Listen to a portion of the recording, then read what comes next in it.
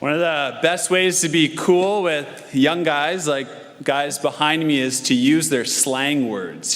So over the summer, some of these guys in the youth core ministry team was teaching me some slang, so I learned how to use 3 words. So I've got eskedit, facts, and no cap. So those are 3 that I've learned to use, and if you're interested in what those are, you can check Urban Dictionary.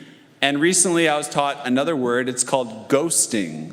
So for those who don't know, ghosting is a term when the person you're dating suddenly cuts off all communication.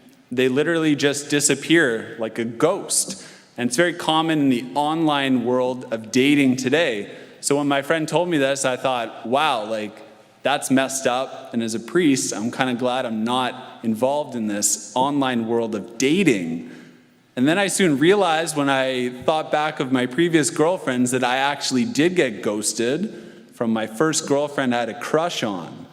And I remember exactly where I was when I realized it and exactly how I felt. I felt rejected. And I'm sure that this experience of rejection is not something unique to me. It's something we all share in. It goes way back to our first parents in the Garden of Eden. What happened was Satan was the first one to reject God's plan. And he was on this diabolic mission to get all of us to reject God's plan as well. So when he deceived Adam and Eve, they rejected God and they brought this curse of rejection into this world.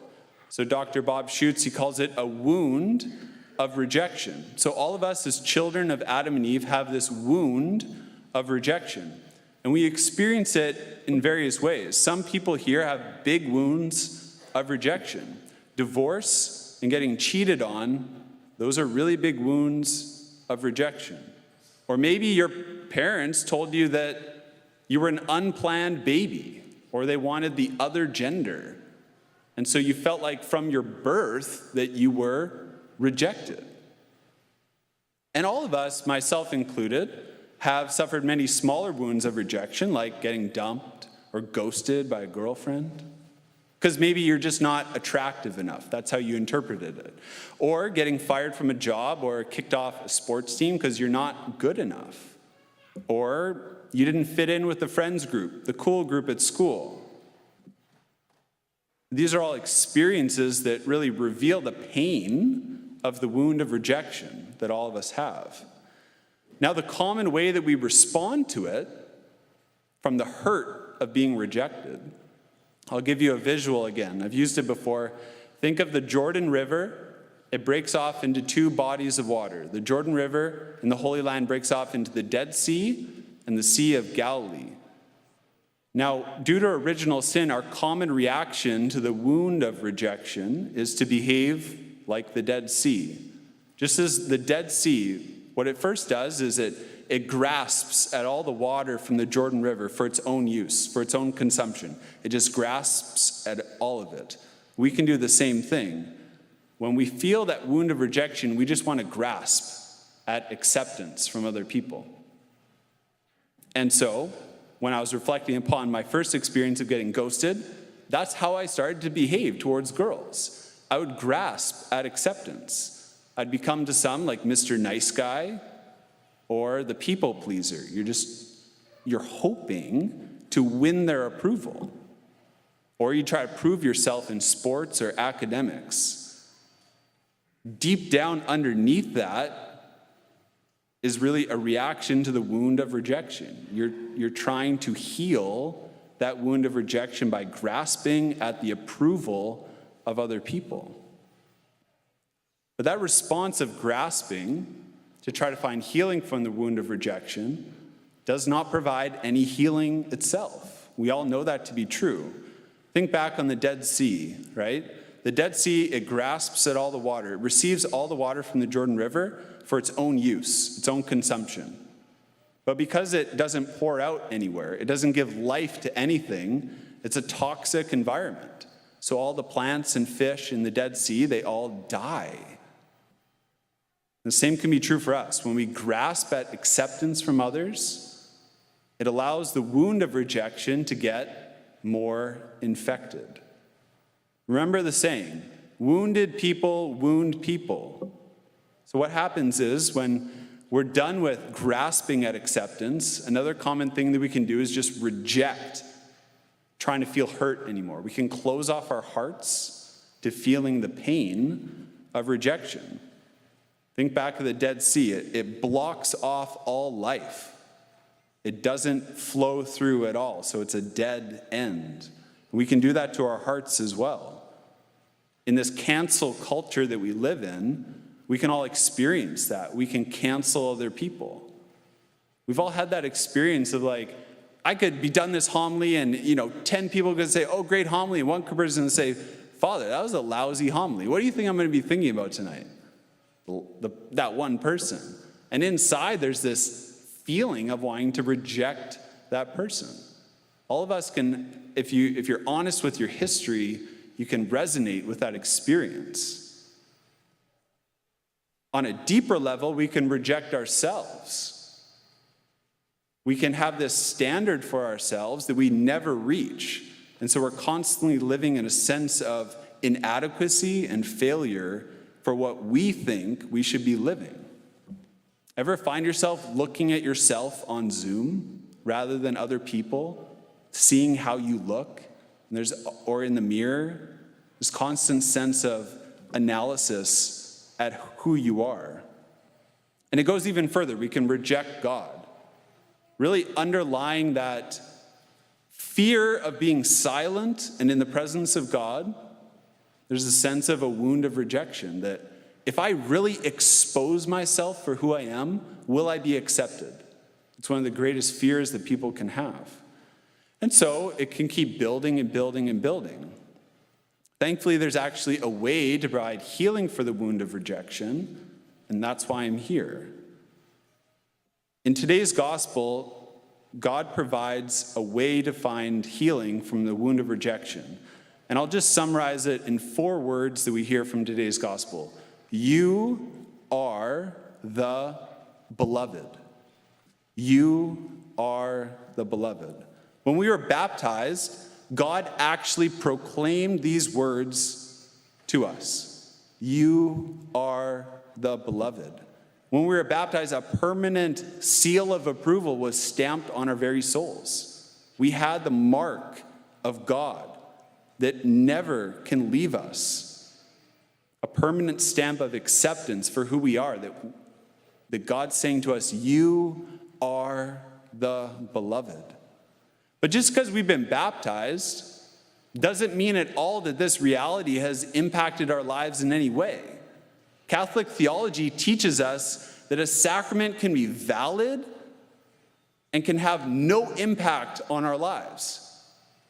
Because sacraments are not magic. They demand our acceptance and they demand our cooperation. And so every single sacrament, it demands a response for us. And so think back of the Sea of Galilee, okay? The Sea of Galilee receives everything continually from the Jordan River, and it's constantly pouring back out, this continual cycle. So we have to continually receive this truth to allow it to really impact our lives, to hear that voice of God speaking to us on a daily basis. You are the beloved. To hear that so much that it impacts how we behave, how we think, what we do in life. So one practical way just to experience this, you all have rosaries. Just get a rosary, and for every single bead of the rosary, you just repeat the words softly. You imagine God saying it to you. You are the beloved. You are the beloved. And just allow it to be spoken to you again and again. And then once we start to receive this, we actually have to give it to other people, just like the Sea of Galilee constantly receives, constantly pours back out to give life to others. So once we receive this truth, you are the beloved, we have to give it to others. And there's a great book, I highly recommend it. Henry Nouwen, it's called Life of the Beloved. Henry Nouwen was living in a community of mentally handicapped people. And before this prayer service, there was a woman named Janet, and she said, "Henry, I want a blessing." And so Henry, now as a priest, traced the sign of the cross over her forehead. And Janet said, "Henry, that doesn't work. I want a real blessing." So Henry's like, "Okay, I don't know what that means," but he said, "Okay, I'll give you a real blessing after we're done the prayer service." So at the end of the prayer service, Henry's thinking, what am I going to do? And so he says to everyone, there's about 30 people gathered together in a circle, "Okay, I'm going to give Janet a special blessing." And so Janet immediately stands up and walks over to Henry and puts her head against his chest. And then Henry lifts up her chin and then looks at her, and he says, "Janet, you are the beloved. You are precious in God's eyes. Your beautiful smile, the kindness you show to everyone in the house shows us that you are a beautiful person. And I know you're feeling a little low today, and you need to hear it again. So let me remind you, you are the beloved." Henry said that Janet looked up with this huge smile. She said, "Yes, Henry, that's true," and then walked back. And then another person said, "Hey, I want a blessing too." And he says, one after another, they came and he blessed them. "You are the beloved." And he said the most moving moment was one of the assistants for the summer, this college football player from Notre Dame, this huge big guy. And he said, "What about me, Henry?" So as Henry blessed him, he said these tears were just pouring down from his cheeks. First time probably realizing this baptismal identity that he'd been given. So we have to not only receive it, but give it to other people as well. So I get to choose someone. So Carl's my MC today. Carl, you are the beloved. You're chosen by God. God loves you incredibly. And he is well pleased with you, not because you're here, but because of who you are. That you are the beloved. And God has chosen you to be a priest as well, and I love it. It's true. So being the beloved, really allowing this identity, this baptismal identity, to sink into our very bones, changes everything. It's a real way to find healing from the wound of rejection.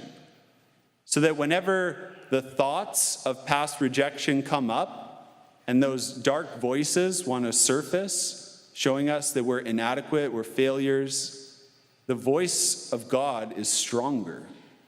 And we can remind ourselves that anytime we feel rejected, this is actually the opportunity itself to strip away from grasping at acceptance from other people, to strip ourselves away at rejecting other people, and to go to God alone, to that voice that wants to speak those words that we received at our baptism, "You are the beloved." So let us start freely receiving this from God. Pick up your rosaries, keep repeating to yourself again and again, "You are the beloved." And then have the courage, like I did with Carl, to start blessing other people. We're in desperate need of it. God wants to use us to be the ones to bless other people with these 4 precious words. You are the beloved.